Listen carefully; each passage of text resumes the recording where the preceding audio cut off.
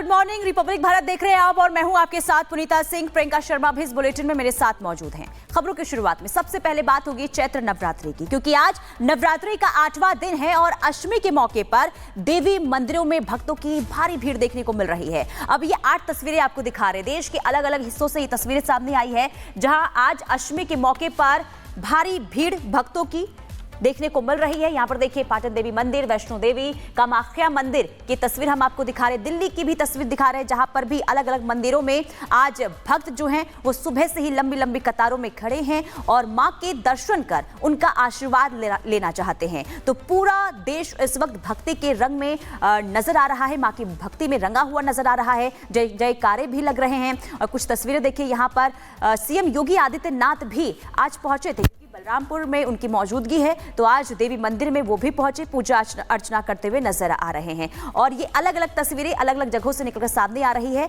जो ये बता रहा है कि महाअष्टमी में किस तरीके से लोग भक्ति में जुटे। और इसी बीच अगली बड़ी खबर, रामनवमी शोभा यात्रा को लेकर बंगाल में सियासत। शोभा यात्रा के लिए हाईकोर्ट से लेनी पड़ी मंजूरी। ममता सरकार ने पहले यात्रा पर रोक लगाई थी। बीजेपी ने ममता पर तुष्टीकरण का आरोप लगाया है। ये बड़ी खबर आपको बता रहे हैं। रामनवमी शोभा यात्रा को लेकर बंगाल में अब सियासत शुरू हो चुकी है। शोभा यात्रा के लिए हाईकोर्ट से मंजूरी लेनी पड़ रही है और ममता सरकार ने पहले भी यात्रा पर रोक लगाई थी। बीजेपी बार बार कह रही है कि ममता दीदी बंगाल में तुष्टीकरण की राजनीति करती है। जब भी रामनवमी का पर्व आता है, रामनवमी की यात्रा निकलनी होती है, तो अलग अलग फरमान जारी हो जाते हैं। और इस बार शोभा यात्रा के लिए हाईकोर्ट से मंजूरी लेनी पड़ी। आखिर बाकी और जो पर्व होते हैं उसके लिए मंजूरी कोर्ट से क्यों नहीं लेनी पड़ती है, लेकिन जब जब सनातनियों का कोई त्योहार आता है तो ममता दीदी के गढ़ में क्यों अदालत का दरवाजा खटखटाना पड़ता है, इसको लेकर भी आपत्ति व्यक्त की जा रही है, सवाल खड़े हो रहे हैं। ये बड़ी खबर आपको बता रहे हैं। रामनवमी शोभा यात्रा को लेकर बंगाल में सियासत जबरदस्त है। बीजेपी ममता बनर्जी पर तुष्टीकरण का आरोप लगा रही है। आखिर किस तबके को खुश करने के लिए बार बार ममता बनर्जी अपना पुराना रुख ही अख्तियार करती है? तो पश्चिम बंगाल में हर बार देखिए रामनवमी के मौके पर इस तरीके से मिलती रहती है। बात हजारीबाग की कर लेते हैं, क्योंकि हजारीबाग में रामनवमी से पहले प्रशासन हाई अलर्ट पर है। हजारीबाग में इंटरनेशनल रामनवमी से पहले प्रशासन हाई अलर्ट पर है और पूरे इलाके की ड्रोन कैमरों के जरिए निगरानी भी रखी जा रही है। चप्पे चप्पे पर पुलिस बल की तैनाती है। दरअसल रामनवमी के अवसर पर हर साल यहाँ पथराव होता रहा है और पिछले दिनों भी मंगला जुलूस के दौरान पथराव हुआ था, वहां पर भी स्थिति खराब हुई थी। और इसके बाद रामनवमी से पहले प्रशासन पूरी तरीके से अलर्ट मोड पर, चप्पे चप्पे पर निगरानी रखी जा रही है। ड्रोन कैमरों के जरिए भी प्रशासन पूरी तरीके से निगरानी उन इलाकों पर बनाए हुए है जहां जो इलाका संवेदनशील है और जहां पर पत्थरबाजी होती आ रही है।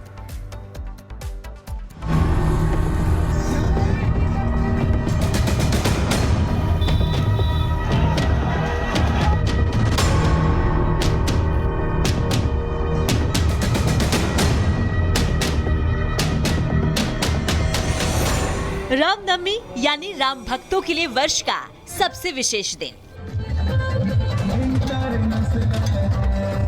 राम भक्त 2 दिन बाद आने वाले इस त्योहार की तैयारी कर रहे हैं। नगर नगर शोभा यात्राएं निकालने की तैयारी हो रही है, लेकिन इस बीच सभी राज्यों की प्रशासन भी इस विशेष दिन के लिए तैयार बैठे हैं, क्योंकि बीते कुछ साल से अराजक तत्व और जिहादी मानसिकता वाले लोग ऐसे त्योहारों पर अपनी घिनौनी साजिश को अंजाम देने की ताक में बैठे रहते हैं। झारखंड के हजारीबाग में इस साल पहले ही 2 बार हिंसा की घटना हो चुकी है और रामनवमी को देखते हुए पुलिस इस बार कोई लापरवाही नहीं करना चाहती। हजारीबाग में इस बार इंटरनेशनल रामनवमी का आयोजन हो रहा है। इसे लेकर प्रशासन हाई अलर्ट पर है। पूरे इलाके की ड्रोन कैमरे से निगरानी की जा रही है। चप्पे चप्पे पर पुलिस बल तैनात है। हजारीबाग जिला में बदलते डेमोग्राफी की वजह से हर वर्ष हिंदुओं के त्योहारों में पत्थर फेंकने की घटनाएं काफी बढ़ गई है। खासकर जामा मस्जिद वाले इलाके में शोभा यात्रा को निशाना बनाया जाता है और रामनवमी के अवसर पर कई बार पथराव की घटना हो चुकी है। बीते 2 महीने में मंगला जुलूस और शिवरात्रि के दौरान भी यहाँ काफी बवाल हो गया था। हिंदू त्योहारों पर हो रहे हमले को लेकर हेमंत सोरेन सरकार पहले से ही विपक्ष के निशाने पर है। ऐसे में राज्य सरकार पर इस बार दोगुनी जिम्मेदारी है कि वो इस तरह की किसी भी अराजक घटना को न होने दे। Bureau report, Republic Bharat. और चलिए ग्राउंड जीरो का रुख कर लेते हैं। हमारी एक बड़ी टीम ग्राउंड जीरो पर इस वक्त अलग अलग शहरों में मौजूद है। कोमल हजारीबाग से है, अनामिका रामेश्वरम से, इसके अलावा सत्य विजय भोपाल से बने हुए हैं और सागर काठमांडू से लाइव जुड़ चुके हैं। सबसे पहले रुख कोमल का कर लेते हैं। कोमल, देखिए हजारीबाग की अगर हम बात करें तो हर साल से वहां जो तस्वीर सामने आती है कई सवाल खड़े कर देती है। यानी कि जब जुलूस निकाला जाता है, शोभा यात्रा निकाली जाती है, पत्थरबाजी की खबरें वहां से सामने आती है। ऐसे में प्रशासन की तरफ से क्या तैयारियां हजारीबाग में? बिल्कुल, देखिए रामनवमी की जुलूस जो है वो हजारीबाग की बात करें तो भव्य निकाली जाती है। सबसे पहले हम आपको तस्वीरें दिखाएंगे इस मार्केट से। ये झंडा चौक है और बेहद ही महत्वपूर्ण ये इलाका भी हो जाता है, क्योंकि यहाँ से जो है वो पूरी प्रोसेशन जो है इधर से होकर के गुजरती है। प्रशासन एक तरफ से दलील दे रहा है कि वो पूरी तरह से अलर्ट मोड पर है, लेकिन इस बीच अभी बात करें तो देखिए आपको हम इस मार्केट से तस्वीरें दिखा रहे हैं। झंडे से पटा हुआ है पूरा मार्केट, लेकिन पुलिस प्रशासन की टीम जो है वो कुछ इलाकों में हमें नजर आ रही है, तो कुछ इलाकों में वहाँ पे भी अभी भी पुलिस प्रशासन की टीम की जो मौजूदगी है वो नजर नहीं आ रही है। बैरिकेडिंग्स वगैरह लगा दी गई है, क्योंकि जिस तरह से आपको हम दिखा रहे हैं काफ़ी ज़्यादा चहलकदमी आप देख सकते हैं, काफ़ी ज़्यादा एक लोगों में उत्साह है। लेकिन कहीं ना कहीं यहाँ पे हमेशा जिस तरह से मंगला जुलूस के दौरान भी यहाँ पे पथराव होता है, शिवरात्रि के दौरान पथराव होता है, तो तमाम सवाल खड़े होते हैं। पुलिस वाले आपको दिखाएंगे, देखिए बैरिकेडिंग लगा दी गई है, पुलिस की टीम जो है वो भी यहाँ पे बैठी हुई है। लगातार देखिए निगरानी पूरे इलाके की तो की जा रही है, लेकिन ठीक मेरे सामने आपको दिखाएंगे,